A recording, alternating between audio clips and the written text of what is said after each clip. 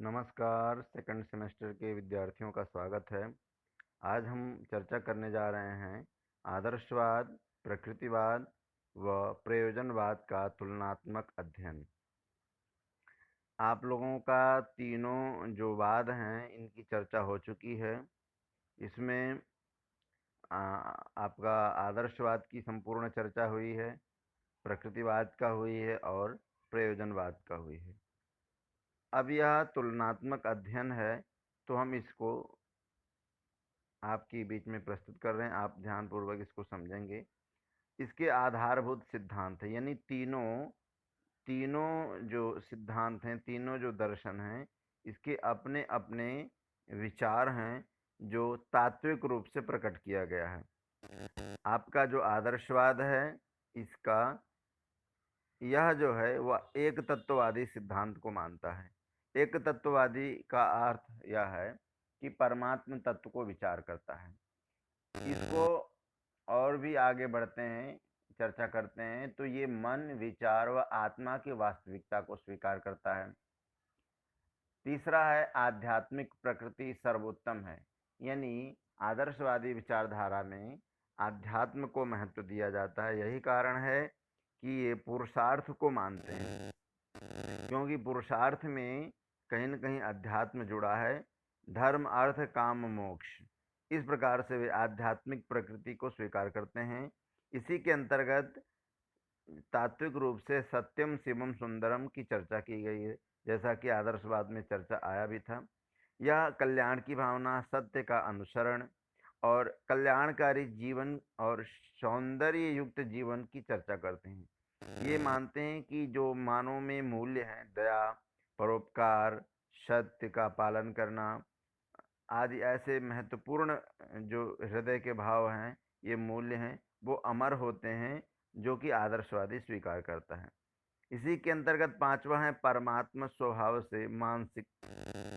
परमात्मा स्वभाव से मानसिक अर्थात इनका यह भाव है कि यह जो आदर्शवादी है वो परमात्म तत्व को स्वीकार करता है और स्वभाव में परमात्म तत्व को लाने का प्रयास करता है।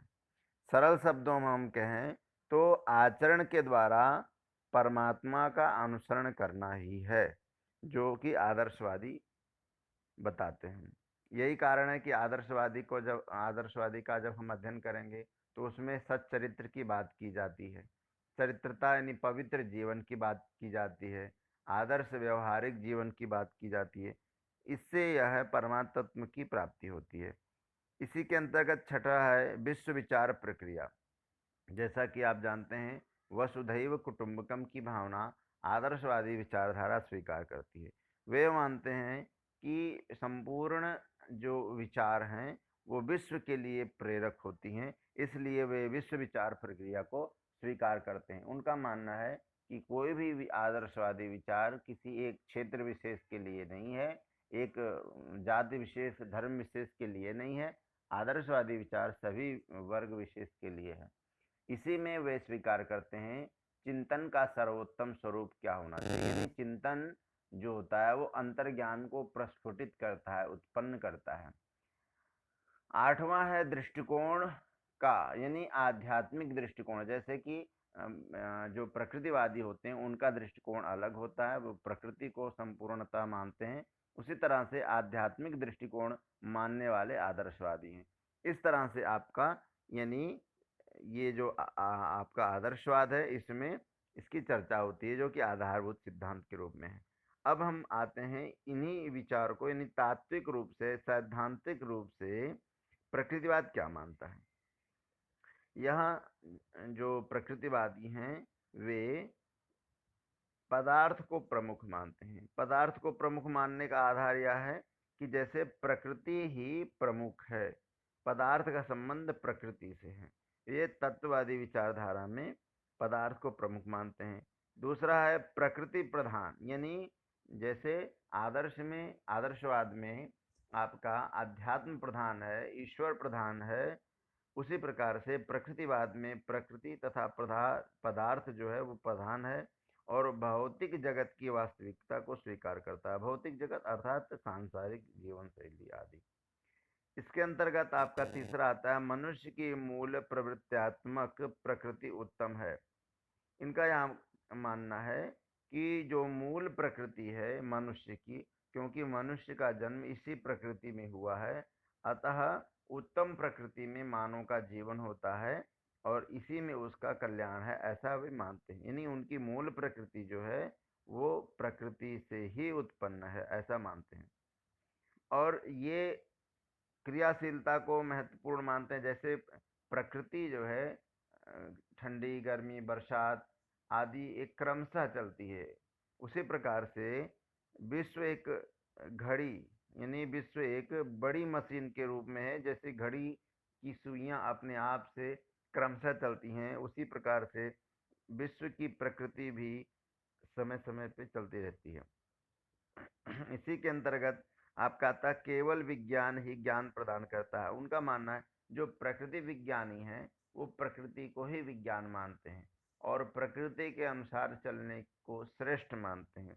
इसलिए प्रकृति विज्ञान को स्वीकार करते हैं और इसकी व्याख्या वे प्राकृतिक विज्ञानों द्वारा ही करते हैं। उनका मानना है कि प्रकृति ही वास्तविक है।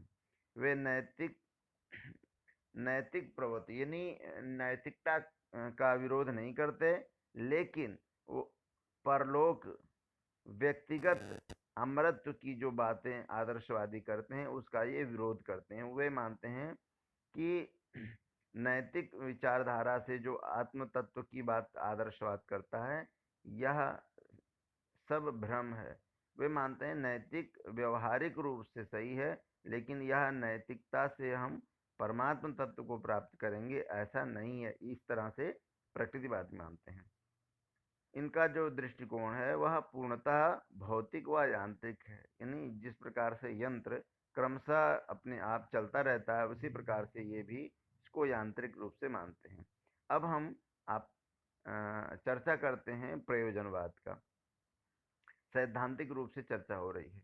प्रयोजनवादी क्या मानते हैं? ये बहुतत्व सिद्धांत को स्वीकार करते हैं। जैसा कि आदर्शवाद में एक तत्व की चर्चा हुई, दूसरे में वे भी प्रकृति तत्व को स्वीकार करते हैं प्रकृतिवाद में। अब इसमें प्रयोजनवाद में बहुतत्व सिद्धांत को स्वीकार करते हैं। वास्तविकता प्रक्रिया में निहित है। वे मानते हैं कि जो प्रक्रिया होती है यानी जो क्रियाशीलता होती है उसी में ही वास्तविकता निहित है। यदि किसी शास्त्र में या किसी पहले बने बनाए किसी प्रक्रिया में वास्तविकता की चर्चा है तो उसको वे ना मानते हुए वे मानते हैं कि जो प्रक्रिया में हम वास्तविकता देखते हैं उसी को ही प्रधान मानते हैं। ये प्रयोजनवादी का विचार है। और आगे इसको और व्याख्या के रूप में वर्णन किया जाएगा। वे मानते हैं कि मनुष्य निश्चित नहीं है वर्ण परिवर्तनशील है। जैसे प्रकृति परिवर्तनशील है वैसे ये भी मानव की क्रियाकलापों को परिवर्तनशील मानते हैं। ये मानते हैं कि जिस प्रकार से मानव परिवर्तनशील है, मानव के व्यवहार परिवर्तनशील है, तो अवश्य ही मनुष्य किसी एक निश्चित दिशा दायरे में नहीं रह पाता, अतः वह परिवर्तनशील है। कर्म प्रधान यानी प्रयोजनवाद कर्म प्रधान को मानते हैं। साधन को साध्य से अधिक महत्व देते हैं। साधन को साध्य से यानी जो संसाधन है समाज में, सृष्टि में, उस साधन को वे ज़्यादा महत्वपूर्ण मानते हैं क्योंकि साधन से सारे कार्य संपन्न होते हैं। इस प्रकार से उनकी अपनी विचारधारा है। मानवीय प्रयत्न निर्णायक महत्व, उनका मानना है कि जो मानवीय प्रयत्न होते हैं, मानवीय जो व्यवहार होते हैं उसी को ही महत्व प्रदान किया है। प्रकृतिवाद में प्रकृति को प्रधान मान करके प्राकृतिक क्रियाकलापों को ज़्यादा महत्व दिया जाता है। आदर्शवाद में आत्मा परमात्म तत्व को यानी शास्त्रों को आधार मान करके क्रियाएं होती हैं, जबकि इसमें मानवीय प्रयत्न को महत्वपूर्ण माना जाता है।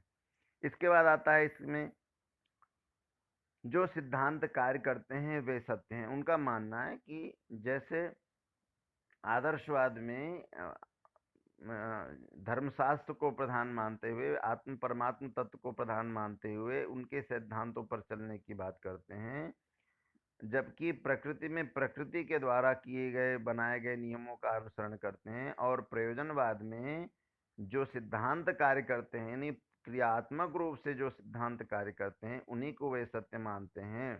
मानो अब यहाँ पर इसके बाद आता है 7वें नंबर पर सत्य मानव निर्मित है। उनका यह मानना है कि जो क्रियाशील व्यवहार है संसार की वही सत्य है, और चूंकि वह मानव निर्मित होता है इसलिए प्रयोजनवाद जो क्रियात्मक रूप से सत्य देखने को मिलता है उसी को ही सत्य मानते हैं, और इनका दृष्टिकोण पूर्णतः मानवीय है। इस प्रकार से आपका ये जो है आधारभूत सिद्धांत की चर्चा होती है, यानी तुलनात्मक अध्ययन के अंतर्गत। अब हम आगे बढ़ते हैं इसी को और दूसरे पॉइंट में, यानी शैक्षिक सिद्धांत। अब चर्चा करते हैं शैक्षिक सिद्धांत की, यानी शिक्षा जगत में इन तीनों जो आदर्शवादी हैं, प्रकृतिवादी हैं और प्रयोजनवादी हैं, ये क्या मानते हैं। तो इसकी चर्चा करते हैं। जो आपके आदर्शवादी हैं वो शिक्षा जगत में यानी शिक्षा आध्यात्मिक और नैतिक प्रक्रिया का रूप मानते हैं। यानी शिक्षा जो है शैक्षिक उन्नति में आध्यात्मिक उन्नति नैतिक प्रक्रिया का एक रूप मानते हैं। शिक्षा का आधार इस प्रकार होना चाहिए जिससे नैतिक उत्थान हो, आध्यात्मिक मूल्यों की प्राप्ति हो, इस प्रकार की शिक्षा होनी चाहिए। इसीलिए अध्यात्म शास्त्र, धर्म शास्त्र, पुराण, वेद शास्त्रों का अध्ययन करने की बात स्वीकार करते हैं, नीतिगत बातों की चर्चा करते हैं, और इसी के अंतर्गत आता है आपका परमात्म तत्व की ओर विकास। इनका मानना है कि जब हम अनेक शास्त्रों का अध्ययन करते हैं तब हम पुरुषार्थ की प्राप्ति कर पाते हैं और परम तत्व की ओर अपना विकास कर पाते हैं। और इसके बाद आता है व्यक्तित्व के उन्नयन पर बल। आदर्शवादी विचारधारा के जो शैक्षिक सिद्धांत हैं वो व्यक्तित्व के उन्नयन में बल देते हैं। उनका मानना है कि बालक का अनेक आदर्शवादी जो मूल्य होते हैं वो व्यक्तित्व को विकसित करने में सहयोग करते हैं। इसी वजह से उनमें अनेक संस्कारों का उदय होता है। अनेक संस्कार आदर्शवादी मानते हैं कि अनेक संस्कारों को प्रदान करना चाहिए ताकि व्यक्तित्व का विकास हो। बालकपन से ही, बालक हो तो भी से ही अनेक संस्कार प्रदान करें आदर्शवादी चरित्र के लिए। इसके बाद आता है आपका सामाजिक और नैतिक वातावरण पर बल। वे मानते हैं कि शिक्षा ऐसी प्रक्रिया के रूप में हो जिससे समाज का कल्याण हो और नैतिकता का विकास हो, यानी नीतिपरक बातों पर भी वे बल देते हैं आदर्शवादी। निश्चयात्मक शिक्षा, यानी निश्चयात ऐसी शिक्षा पद्धति हो जिससे कल्याण हो और शिक्षा की प्रक्रिया में कल्याणकारी कार्य जुड़े हों, निश्चयात्मक शिक्षा पर बल देते हैं। अब हम आते हैं आपके शैक्षिक सिद्धांत के अंतर्गत प्रकृतिवाद में। प्रकृतिवाद में शिक्षा को एक स्वाभाविक प्रक्रिया के रूप में स्वीकार करते हैं। उनका मानना है कि शिक्षा जिस प्रकार प्राकृतिक प्रक्रिया जो होती है वो प्राकृतिक रूप से होती है, उसमें कोई बनावटी नहीं होता है, इस प्रकार से शिक्षा में भी कोई अलग से बनावटीपन नहीं होना चाहिए। प्रकृति गोद में उसे शिक्षा प्रदान करना चाहिए, ऐसी बातें आती हैं। बालक के वर्तमान जीवन को शिक्षा का आधार बनाना चाहिए। उनका मानना है कि वर्तमान जिस जीवन में जिस प्रकार की जीवन में जी रहा है उसका आधार बनाकर कुछ शिक्षा देना चाहिए। निषेधात्मक शिक्षा पर बल देते हैं। उनका मानना है कि बालक स्वयं प्रयत्न करेगा। बालक को इस प्रकार से शिक्षा प्रदान किया जाए कि वह सकारात्मक नकारात्मक दोनों पक्षों को जान पाए। अतः निषेधात्मक शिक्षा पर बल देने की बात करते हैं। निषेधात्मक शिक्षा पर एक अलग से वीडियो बनाया जाएगा ताकि उसमें पूर्ण रूप से इसकी चर्चा की जा सके। भौतिक वातावरण पर बल देते हैं प्रकृतिवादी। वे मानते हैं कि वातावरण में बालक तभी सामंजस्य स्थापित कर सकता है जब उस वातावरण को समझे, इसलिए प्राकृतिक वातावरण में ही शिक्षा प्रदान करना चाहिए। और निषेधात्मक शिक्षा की उन्होंने चर्चा की है। अब हम आते हैं प्रयोजनवाद में, यानी आपके शैक्षिक सिद्धांत के अंतर्गत प्रयोजनवाद क्या मानते हैं। तो शिक्षा वे एक सामाजिक प्रक्रिया के रूप में मानते हैं। वे बालक की क्रियाओं पर बल देते हैं, स्व प्रयत्नों पर बल। जैसे महात्मा गांधी की जब दर्शन की चर्चा हुई थी तो उन्होंने कहा था कि बालक को हस्तशिल्पों पर ध्यान देना चाहिए। उसी प्रकार से यहाँ पर भी स्व प्रयत्नों पर बल देने की बात स्वीकार करता है आपका प्रयोजनवाद। जीवन की ठोस परिस्थितियों को शिक्षा का आधार बनाया जाए, यानी विषम परिस्थितियों में जीवन किस प्रकार जिया जा सकता है, इन बातों की चर्चा प्रयोजनवाद मानता है। सामाजिक और भौतिक वातावरण पर बल देना चाहिए। ऐसी शिक्षा पद्धति हो जो निश्चयात्मक हो, ऐसा वे मानते हैं। इस प्रकार से आपके शैक्षिक सिद्धांत के रूप में यानी तुलनात्मक अध्ययन में शैक्षिक सिद्धांत की चर्चा होती है। अब आता है आपका शिक्षा के उद्देश्य, यानी आपका आदर्शवाद, प्रकृतिवाद और प्रयोजनवाद तीनों के उद्देश्य किस प्रकार से अलग हैं। कुछ समानताएं भी हो सकती हैं, कुछ असमानताएं भी हो सकती हैं। इन दोनों बातों की चर्चा करेंगे हम। तो शिक्षा के उद्देश्य में हम चर्चा करते हैं। जो आदर्शवादी हैं वो आत्मानुभूति को स्वीकार करते हैं, यानी इस प्रकार की शिक्षा पद्धति हो, इस प्रकार का उद्देश्य हो, यानी बालक के ज्ञान का विकास आत्मानुभूति में हो, आत्मानुभूति कर सके। दूसरा, जो प्रकृतिवादी हैं वो आत्माभिव्यक्ति की बात करते हैं। तो हम पहले आदर्शवादी के संपूर्ण जो पॉइंट हैं उसकी हम चर्चा करते हैं। पहले वे आत्मानुभूति की चर्चा करते हैं, यानी इस प्रकार की शिक्षा पद्धति हो, शिक्षा का उद्देश्य इस प्रकार हो ताकि बालक परमात्म तत्व को, आत्म तत्व को समझ पाए। चरित्र निर्माण, जैसा कि पहले हमने बताया कि वे चरित्र पर बल देते हैं। इस प्रकार की शिक्षा पद्धति हो ताकि समाज में आदर्श चरित्र स्थापित कर सकें। सत्यम शिवम सुंदरम की प्राप्ति के लिए प्रयत्न कर सकें, जैसा कि पहले चर्चा हो भी गई है। ये इनका उद्देश्य है कि कल्याणकारी जीवन जिएं और सुंदर चरित्र से समाज का कल्याण करें, ऐसा आदर्शवादी मानते हैं। आध्यात्मिक उन्नति की बात स्वीकार करते हैं, ऐसा व्यक्तित्व विकसित हो। पवित्र एवं पुण्य जीवन की प्राप्ति, आदर्शवादी जीवन में अनेक शास्त्रों में जो चर्चाएं आती हैं कि गुरुजनों के द्वारा यानी वैदिक परंपरा में पवित्र जीवन के लिए अनेक आदर्श स्थापित किए हैं, ये वे बातों को स्वीकार करते। सांस्कृतिक आध्यात्मिक विरासत का संरक्षण, इस प्रकृति को धरोहर के रूप में स्वीकार करना चाहिए, ऐसा आदर्शवादी मानते हैं। इसलिए अपनी संस्कृति का विस्तार करना, संस्कृति की रक्षा करना आदर्शवादी स्वीकार करते हैं। शिक्षा के उद्देश्य में हम प्रकृतिवाद में आते हैं। जैसा कि आदर्शवाद में आत्मानुभूति की बात की गई, तो इसमें आत्माभिव्यक्ति यानी जो आपके हृदय में, आपके अंदर जो ज्ञान है उसको प्रकट आप कैसे कर सकते हैं, यहाँ पर आत्माभिव्यक्ति की चर्चा होती है। इसके बाद इसमें आता है दूसरे नंबर पर व्यक्तिकता का विकास, यानी व्यक्तिगत प्राकृतिक रूप से व्यक्तिगत हर व्यक्ति अपना विकास करे, ऐसी बात को स्वीकार करते हैं। सहज संबद्ध क्रियाओं का निर्माण, वे मानते हैं कि जीवन में ऐसी क्रियाओं का निर्माण होना चाहिए, ऐसा सहज क्रियाओं का निर्माण होना चाहिए ताकि हर कोई आपको समझ सके अथवा आप उन क्रियाओं को समझ सकें, समाज आपकी क्रियाओं को समझ सके और आपके द्वारा बताए गए नियमों का पालन कर सके या उसको अनुसरण कर सके। इसके अंतर्गत आता है मूल प्रवृत्तियों का शोधन, मार्गांतरीकरण। जैसे बहुत सारे मानवों में प्राकृतिक रूप से क्रियाएं प्रतिक्रियाएं होती हैं, व्यवहार होता है, स्वभाव होता है। यदि किसी कारण से आपके व्यवहार स्वभाव में कोई बदलाव आया है तो उसे सही दिशा में आप ला सकते हैं, इसका मार्गांतरीकरण। और समाज में समन्वय स्थापित करना, यदि विकृत रूप है तो प्राकृतिक रूप का रूप धारण करना और समन्वय स्थापित करना। जीवन संघर्ष के लिए तैयारी करना प्राकृतिक रूप से प्रकृतिवाद मानता है। उद्देश्य के रूप में प्रजातीय प्रगति की प्राप्ति, यानी आप जिस प्रजाति, जिस जाति, जिस समाज से संबंध रखते हैं उसकी उन्नति की बात कही गई। अब शिक्षा के उद्देश्य में हम चर्चा करते हैं प्रयोजनवाद।